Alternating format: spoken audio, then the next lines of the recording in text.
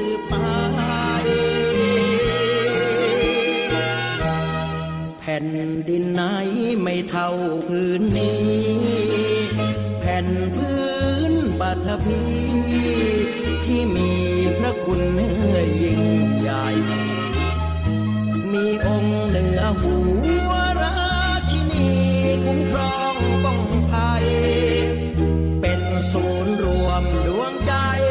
ยึดเหนี่ยวให้ชาติไทยยืนยง